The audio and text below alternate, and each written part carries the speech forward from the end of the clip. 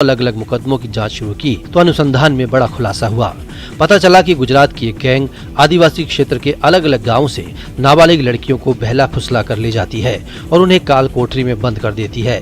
उसके बाद इन नाबालिग लड़कियों को दलालों के माध्यम से अलग अलग लोगों को बेच दिया जाता है। लड़कियों के खरीदार मिलने में देरी होने पर गिरोह के लोग इनके साथ रोज दुष्कर्म करते हैं। पुलिस गिरफ्त में आई इन आरोपियों में से एक महिला भी शामिल है जो खुद इस आदिवासी क्षेत्र की ही रहने वाली है।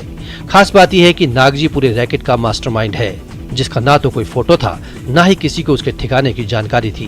लेकिन सिरोही एसपी ने कड़ी से कड़ी जोड़ते हुए नागजी को गिरफ्तार कर लिया। भरतपुर पुलिस गहरी नींद में बेसुध है, इतनी कि उसे चोर उचक्कों की आमद की आहट तक नहीं मिल रही। और हाँ, ये आरोप नहीं, स्याह सच्चाई है।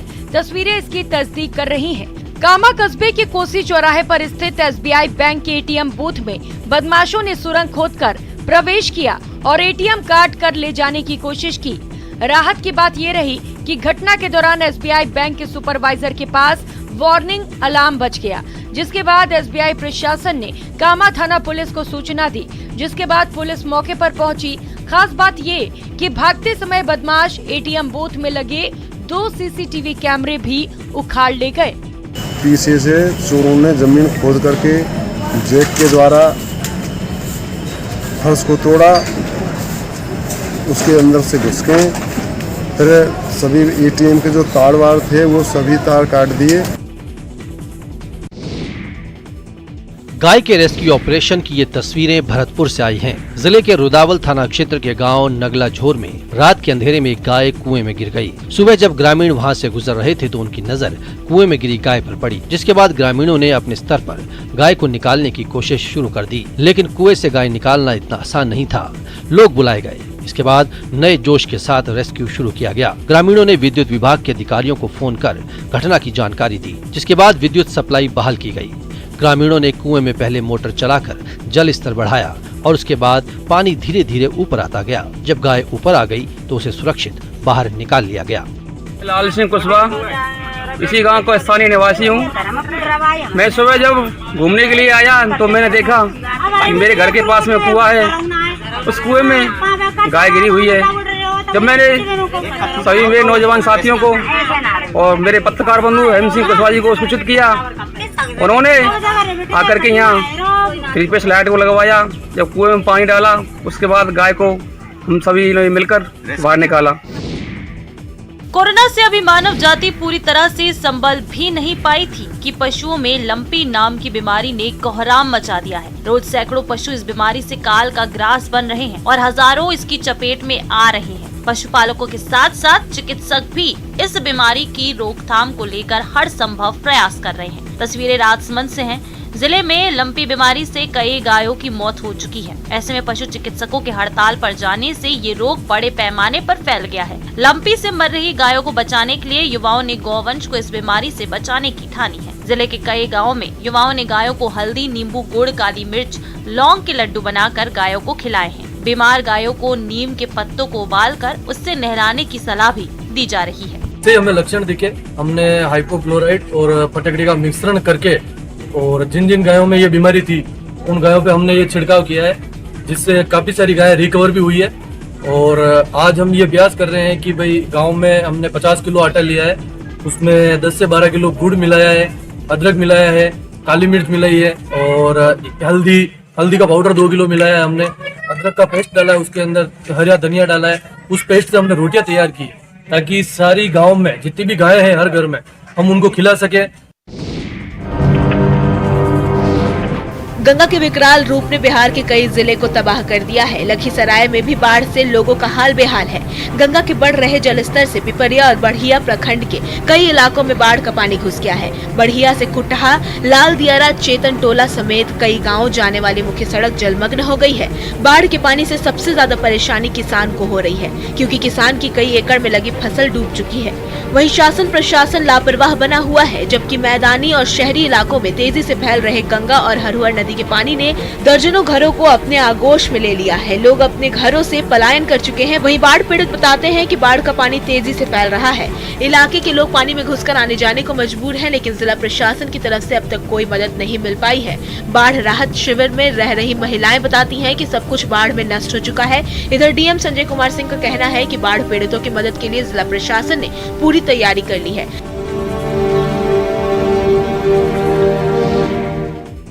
लगातार हो रही बारिश के कारण रजरप्पा स्थित मां छिन्नमस्तिके मंदिर से सटे दामोदर भैरवी नदियां पूरे उफान पर हैं। भैरवी नदी में बने छिलका पुल के ऊपर से पानी जा रहा है। शनिवार सुबह छिलका पुल को पार करने के दौरान गोला के पिपराजरा गांव के संतोष कुमार नाम का व्यक्ति पानी में बह गया, जिसका लोगों ने वीडियो भी बनाया है, जो अब तेजी से सोशल मीडिया पर वायरल होने लगा है। पानी का बहाव इतना तेज था कि किसी ने बहते व्यक्ति को बचाने की कोशिश तक नहीं की। बहते हुए व्यक्ति को बचाने की बजाय लोग उसका वीडियो बनाने में मशगूल रहे। देखते ही देखते वो पार्वती नदी की तेज धारा के साथ दामोदर नदी में बह गया। इधर भैरवी नदी में उफान आने के बाद छिलका पुल पूरी तरह से डूब गया है। नदी किनारे बनी पास की कई दुकानें इसमें समा गई हैं। गोला से रजरप्पा मंदिर जाने का रास्ता फिलहाल बंद है। मंदिर न्यास समिति और प्रशासन ने लोगों के नदी किनारे जाने पर कड़ी रोक लगा कर रखी है।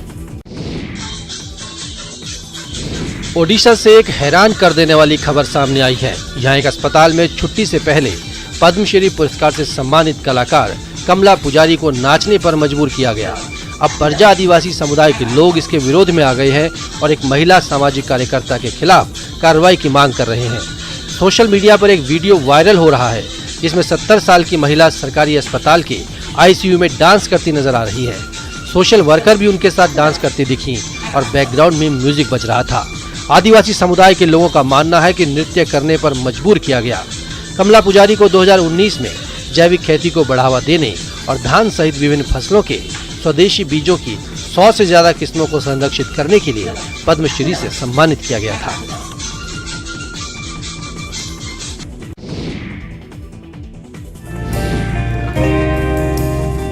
जमुई के सुदूर गांव में एक महादलित युवक अपनी शारीरिक अपंगता को भुलाकर कुछ अलग कर गुजरने के लिए शिक्षा का अलग जगा रहा है। सिकंदरा प्रखंड के घुरमुरिया गांव के रामजी मांझी अब हौसले के दम पर नई इबारत लिख रहे हैं। रामजी मांझी दोनों पैरों से दिव्यांग हैं। बीते 16 साल से गांव के बच्चों को मुफ्त में शिक्षा दे रही हैं। शारीरिक लाचारी के बावजूद खुद के बल पर गरीब महादलित परिवार के रामजी मांझी 10वीं तक की पढ़ाई कर चुके हैं। गरीबी की वजह से वो आगे तो नहीं बढ़ सके, लेकिन गांव के बच्चों को पढ़ाकर जरूर एक नजीर पेश कर रही हैं। उसकी इच्छा थी कि वो शिक्षक बने। इसी वजह से करीब 1.5 दशक से भी अधिक समय से गांव के बच्चों को मुफ्त में शिक्षा देते आ रही हैं, जिसका असर भी हुआ। जिस महादलित गांव में शिक्षा थी ही नहीं, वहां अब लोग पढ़ने लिखने लगे हैं। बचपन में पोलियो के कारण अपना दोनों पैर गवा चुके रामजी मांझी की क्लास उनकी झोपड़ी में लगती है, जहां दर्जनों बच्चे हर दिन मुफ्त में शिक्षा पाते हैं।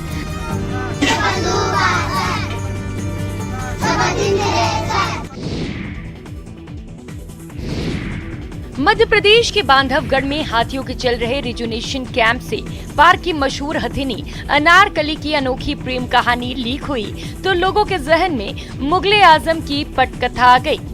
मसला वन्य जीवों के बीच होने से लोग चटखारे लेकर इसे सुनने लगे और देखते ही देखते ये चर्चा का विषय बन गई। दरअसल पूरी कहानी पार्क की पालतू हथिनी अनारकली और दूसरे प्रदेश से भटककर बांधवगढ़ में डेरा जमाए हाथियों के झुंड के एक सलीम नामक हाथी के बीच का है। दोनों कई बार गायब भी हो चुके हैं। चूंकि मसला 2 अलग अलग परिवारों का है, यानी एक पार्क का पालतू कुनबा है तो दूसरा बाहरी यानी जंगली हाथी, जिसका मिलन संभव नहीं है। लिहाजा कई बार पार्क प्रबंधन भी परेशान हो जाता है।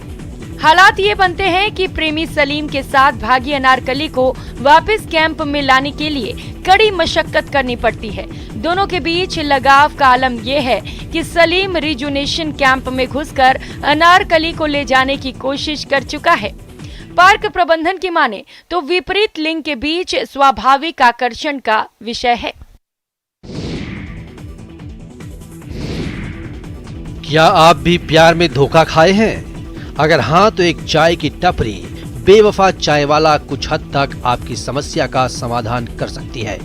यूं तो चाय दुकान के कई नामों को आपने गौर से देखा होगा, लेकिन कभी कभी चाय का स्वाद नहीं बल्कि दुकान का नाम ही चाय पीने वालों को चाय की दुकान की ओर खींच लाता है। बिल्कुल ऐसी ही चाय की दुकान देखने को मिलेगी आपको कसडोल से बलौदा बाजार सड़क पर। उस दुकान का नाम है बेवफा चाय वाला। दुकान के संचालक कमलेश धृत लहरे हैं। यहाँ पर 2 किस्म की चाय बनती है, जहाँ दोनों चाय की रेट अलग अलग होती है, जिस पर लिखा होता है प्रेमी जोड़ों के लिए 15 रुपए की चाय और प्यार में धोखा खाने वालों के लिए 10 रुपए की चाय। दुकान के संचालक कमलेश बताते हैं कि मैंने प्यार में धोखा खाया था, इसलिए मैंने चाय की अलग अलग रेट रखी है। बता दें कि रोजाना दुकान में सैकड़ों लोग चाय पीने आते हैं। दुकान संचालक बताते हैं कि रोजाना 500 रुपए से ज्यादा की कमाई चाय से हो जाती है। प्यार में धोखा खाए इसलिए। प्यार में कब धोखा खाए? प्यार में धोखा खाए 2 साल हो गए। तो 2 साल पहले आपकी चाय की टपरी?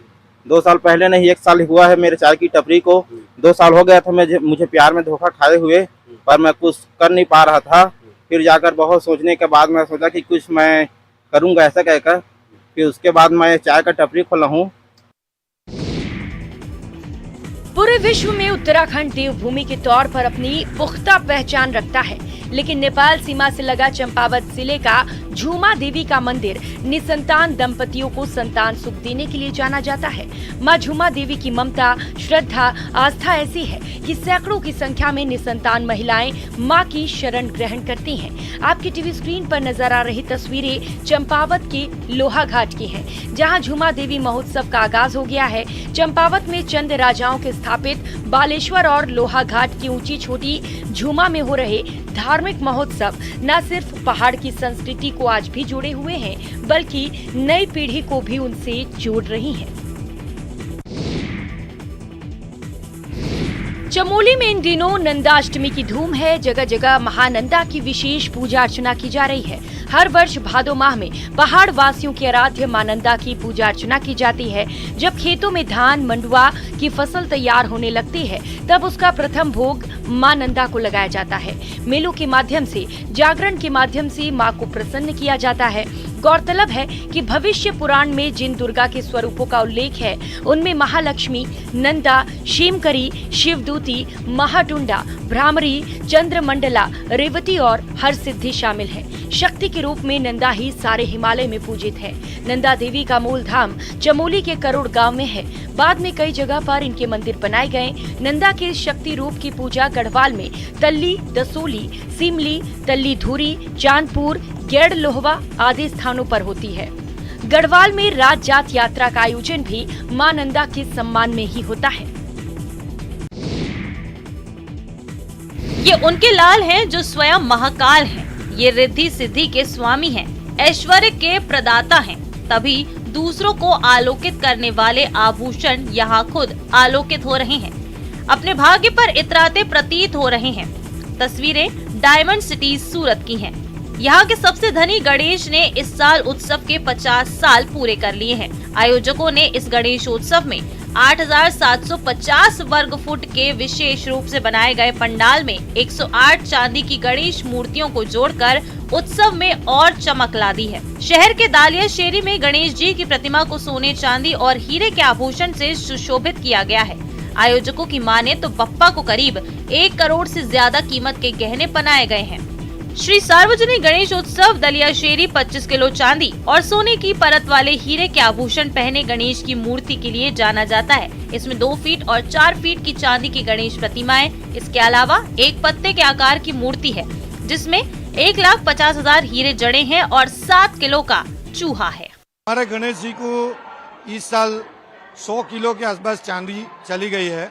टोटल चांदी की बात कर रहा हूँ। तो गणेश जी को जो दागिने पहना है, उसको सोने का ढोल चढ़ाया हुआ चांदी का, मुगट है, बाजूबंद है, हार है, कमर में केड़ में वो कंदोरा है। हाँ, ये गणपति का मंडप हम 50 सालों से बना रहे हैं और मैं पिछले 5 साल से यहाँ पे हूँ, शादी करके आई हूँ। और जैसे आप सब जानते हैं कि सूरत को डायमंड सिटी कहा जाता है, तो हमारे गणपति सूरत में सबसे महंगे हैं, क्योंकि इसके गहने और जो एक गणपति है वो स्पेसिफिक डायमंड से बनाए गए हैं। मुंबई के बांद्रा के सार्वजनिक गणेश उत्सव मंडल ने इस साल काठमांडू के विश्व प्रसिद्ध पशुपतिनाथ मंदिर की 52 फीट की प्रतिकृति बनाई है। ये मंडल वार्षिक गणेश उत्सव में प्रमुख मंदिरों के पुनर्निर्माण के लिए प्रसिद्ध है। साथ ही ये गणेश मंडल विभिन्न रूपों में रंगीन रोशनी के उपयोग के लिए भी जाना जाता है, जो भारी भीड़ को अपनी ओर आकर्षित करता है। पिछले साल आयोजकों ने उत्तराखंड के केदारनाथ मंदिर की रेप्लिका बनाई थी। एक साल पहले जो मंडल की रजत जयंती भी थी, उन्होंने रत्नागिरी की लोकमान्य बाल गंगाधर तिलक के निवास की प्रतिकृति तैयार की थी। बताते चले कि पशुपतिनाथ मंदिर, जिस पर उन्होंने इस वर्ष ध्यान केंद्रित किया है, नेपाल में हिमालय की तलहटी में भगवान शिव को समर्पित एक प्राचीन मंदिर है। ये मशहूर विश्व धरोहर स्थल अपनी शिवालय शैली की वास्तुकला के लिए मशहूर है।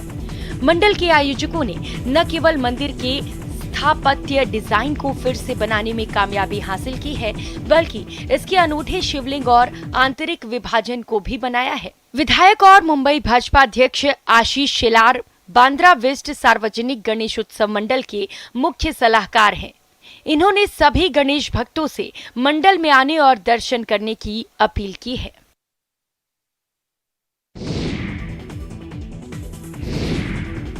ये है मन्नतों के राजा लाल बाग चा राजा।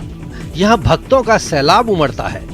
आपकी टीवी स्क्रीन पर नजर आ रही तस्वीरें मुंबई के लाल बाग चा राजा की हैं।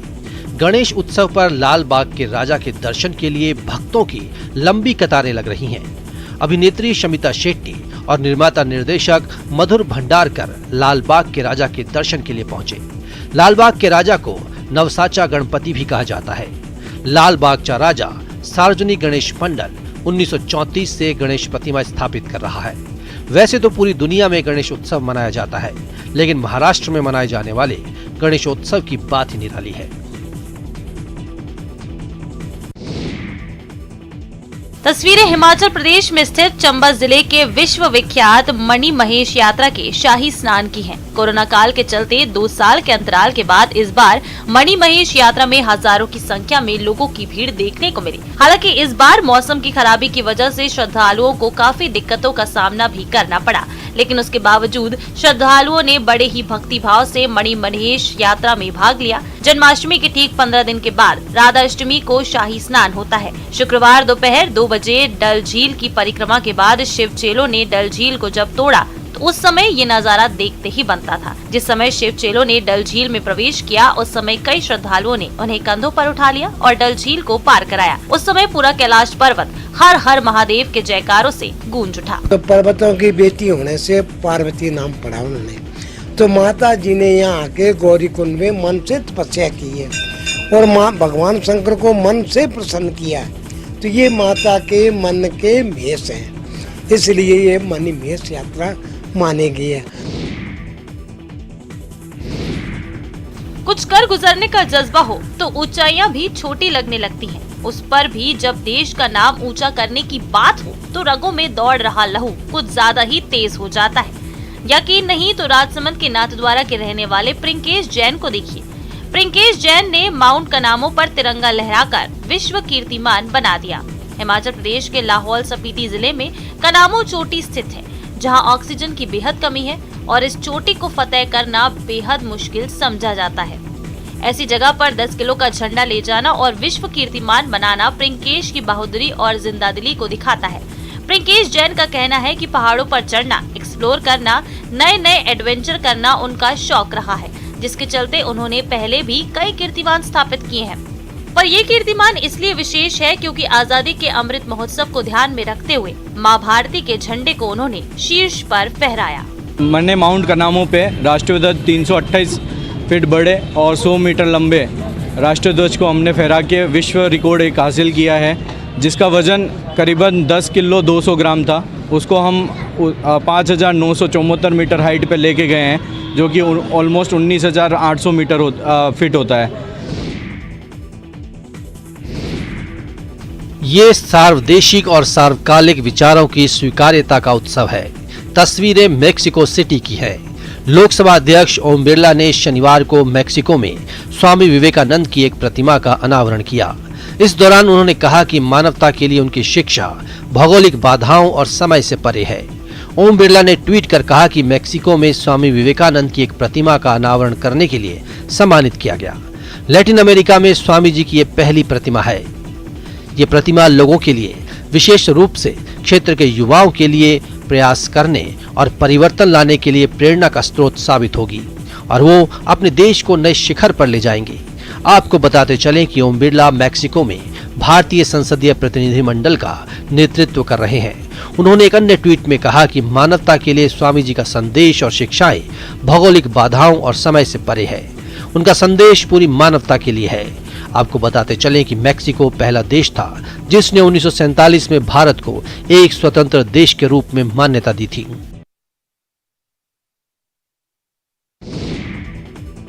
गणेश शुभारंभ की बुद्धि देते हैं और काम को पूरा करने की शक्ति भी। ये बाधाएं मिटाकर अभय देते हैं और सही गलत का भेद बताकर न्याय भी करते हैं। मंगल मूर्ति रिद्धि सिद्धि के स्वामी भी हैं, सकल कलाओं के अधिष्ठाता भी। तभी होनहार इनके सामने अपनी कला का प्रदर्शन कर रहे हैं। राजसमंद शहर के 100 फीट के राजा के दरबार में युवा कलाकारों ने अखाड़ा प्रदर्शन कर दर्शकों को मंत्रमुग्ध कर दिया। इस अखाड़ा प्रदर्शन को देखने के लिए बड़ी संख्या में श्रद्धालु देर रात तक जुटे रहे। गणपति महोत्सव के तहत जिला मुख्यालय के 100 फीट इलाके में श्री कृष्ण ग्रुप ने गणपति की विशाल प्रतिमा स्थापित की है। जमा हो रहे सांस्कृतिक कार्यक्रमों की कड़ी में शुक्रवार रात अखाड़ा कलाकारों ने हैरतअंगेज करतब दिखाए।